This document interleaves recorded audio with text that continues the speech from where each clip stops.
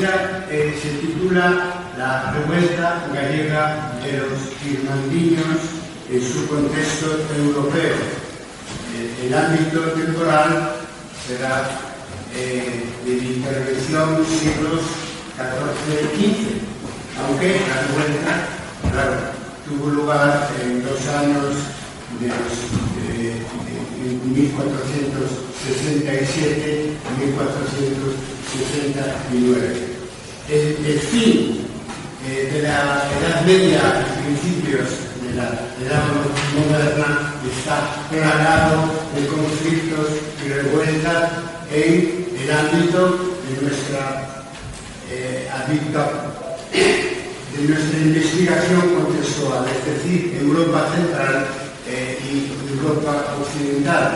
En un momento decisivo de cambio histórico entre la Edad Media y la Edad Moderna, como son los siglos XIV y XV. Las revueltas y los conflictos en un número muy elevado, antes y después del año 1500, pues son consecuencia de la crisis del feudalismo y eso es la novedad, una de las novedades de la intervención, los inicios del Estado moderno que facilitan sobre todo el éxito de algunas revueltas de Europa occidental y central. Que será lo que nos centremos más que los simples conflictos, las revueltas campesinas, populares, que se diferencian de los conflictos sociales en el uso de la violencia, de las armas, ¿verdad?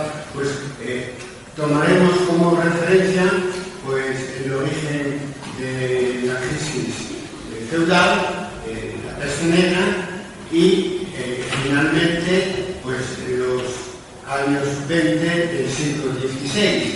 Podemos decir como final de ese ciclo de grandes revueltas en Europa fue la guerra de los campesinos en Alemania, obviamente. Bien, después de la peste negra de 1348 tiene lugar una pequeña revuelta de Francia que tendrá mucha proyección. De hecho, será conocida, pienso que en parte indebidamente, como el modelo de revuelta medieval. Me refiero a la Jacquerie francesa.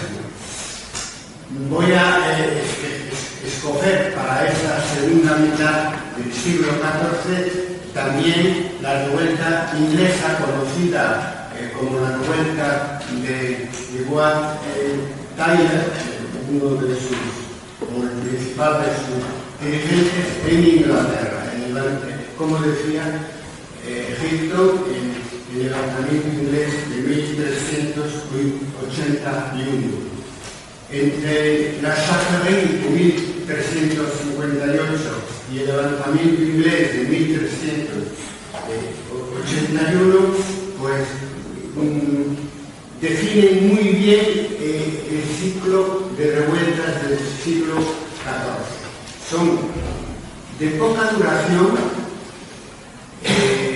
La Jacquerie francesa duró 10 días nada más y el levantamiento inglés de 1381 aproximadamente un mes. Fueron muy violentas y finalizaron con represión, es decir, con la ejecución de sus dirigentes. Son además las primeras revueltas de la Baja Edad Media europea de ámbito local, pero tienen una característica muy peculiar, y es que ambas, la Jacquerie y el levantamiento inglés, terminan con una marcha de los rebeldes sobre la capital política del reino, de la corona, que es decir, París en el primer caso y Londres en el segundo caso. En el caso de la Jacquerie, la poca duración de la revuelta impidió que los campesinos rebeldes se pusieran de acuerdo con la burguesía rebelde parisina representada por Etienne Marcel. Y eso, pues, en fin, fue una perdición para los rebeldes. Decíamos que el levantamiento francés se frustró en cuanto a su resultado por no haber llegado a un acuerdo con la burguesía parisina de Etienne Marcel. Eso fue un final negativo para los rebeldes, con ejecuciones, etc. Sin embargo, el levantamiento inglés tuvo en este sentido más éxito, porque la marcha de los campesinos sobre Londres terminó con la toma de la Torre de Londres. Tomamos nota de cómo finaliza, por tanto, este ciclo de revueltas europeo de la segunda mitad del siglo XIV y llegamos al siglo XV. En la primera mitad del siglo XV voy a hablar de dos revueltas que implican una transición del modelo de la Châtellerie al modelo de las revueltas en la época del Renacimiento, tan distintas en sus resultados, por lo menos en algunas partes de Europa central y occidental. El primer ejemplo que daré sobre esa transición de las revueltas del siglo XIV a las revueltas del siglo XV es la primera revuelta bajo la forma de hermandad en Galicia, en el norte de Galicia, que fue la primera hermandad que hacían los rebeldes después birmandinos, que fue en el año 1431 contra los señores de Andrade alrededor de la ciudad de Ferrol y su comarca, con la ayuda de los campesinos del obispado del vecino, obispado de Lugo y obispado de Mondoñedo. Esta primera hermandad tiene en común con las anteriores. Hay una marcha desde las tierras de Andrade hasta Santiago de Compostela para buscar la unidad, como en la Saheli, con la burguesía compostelana revuelta contra su señor, el arzobispo de Santiago. Esta marcha terminó casi a las puertas de Santiago en una negociación que llevaron a cabo el arzobispo de Santiago y un ex arzobispo de Santiago que representaba al rey Juan II de Castilla. Por lo tanto, no llegaron a Santiago, pero tampoco hubo represión, lo cual pues, es la gran novedad a comienzos del siglo XV, que no hubiera un castigo de ejecuciones, de persecución, sobre todo de los dirigentes de la revuelta. Junto con el factor de nacionalidad medieval, al que hago referencia, se distinguen estas revueltas de la península ibérica en la segunda mitad del siglo XIV por, sorprendentemente, conseguir cierto apoyo del monarca, el rey de Castilla, en el caso de Birmandiña, Enrique IV, y Fernando el Católico, el rey de Aragón, en el caso de Cataluña. Lo cual sorprende a cualquier observador que haya estudiado las revueltas anteriores, ¿no? Porque normalmente la monarquía jugaba un papel esencial en la represión de esta revuelta. No es así ya en la época del Renacimiento, en la segunda mitad del siglo XV. Fernando el Católico 2 años después de la segunda insurrección de los valeses de Remesa, llega a un acuerdo con campesinos y con los señores en Cataluña para abolir los malos usos. Una gran victoria para los campesinos que caracterizará en el caso catalán y también vemos el caso gallego la segunda mitad del siglo XV, que las revueltas son triunfales. En medida suficiente para poder hablar de victoria, en contraposición con lo que sucederá con las revueltas del siglo XVI. En este caso, las comunidades de Castilla y las Germanías de Valencia, que serán reprimidas como en la época de la Sanjurjía francesa, ¿no? Pero en ese momento, en el siglo XVI, tenemos ya un Estado robusto, imperial, además. El caso de Carlos V es evidente. Por lo tanto, es un momento muy importante y muy especial, un paréntesis en la segunda mitad del siglo XV, donde nos encontramos revueltas campesinas y populares que consiguen el apoyo de un Estado que estaba transitando del Estado feudal al Estado moderno, y con un representante, este último, tan importante como Fernando el Católico, que como todos sabemos fue uno de los modelos que sirvieron a Nicolás Maquiavelo para la realización del príncipe.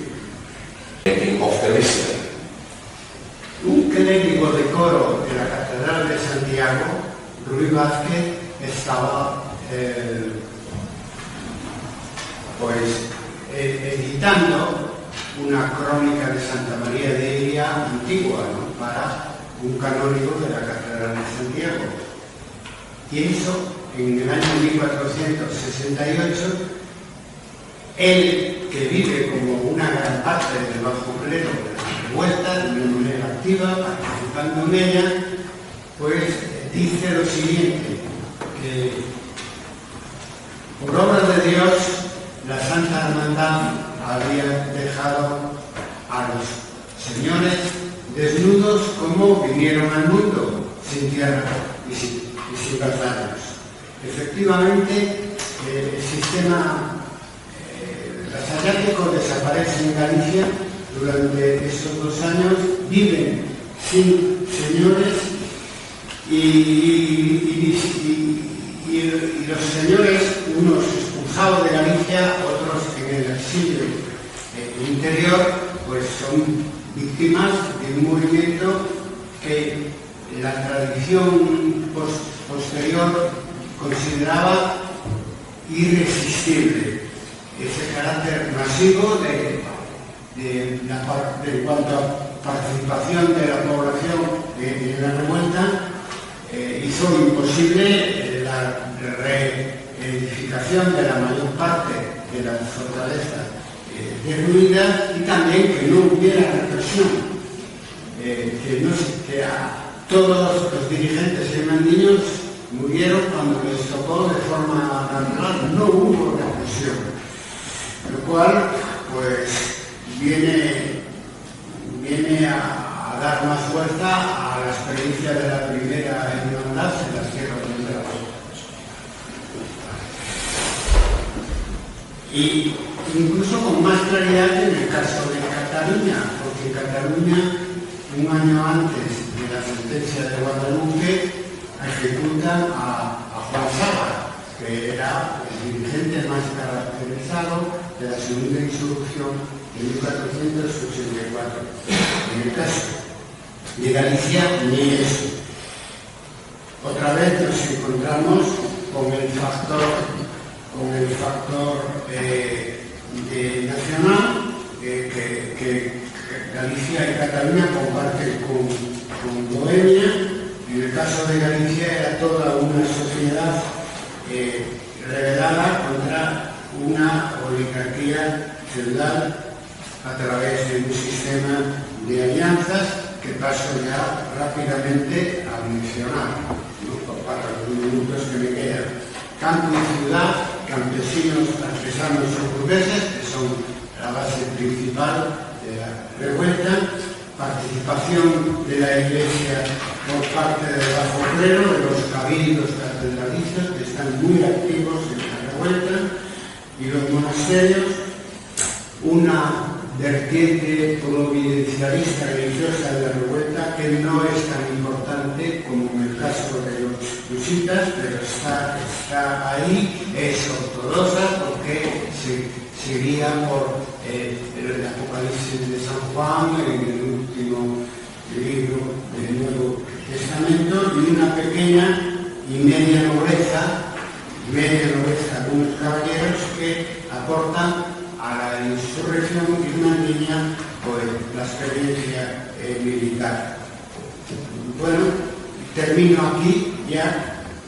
En 1526 y 27 tiene lugar el pleito Tavera Fonseca, que son 204 declaraciones sobre un pleito entre los arzobispos, un Montrante y otros alegres, sobre las fortalezas derrotadas por los irmandiños, y ahí se desprende un claro sentido de victoria.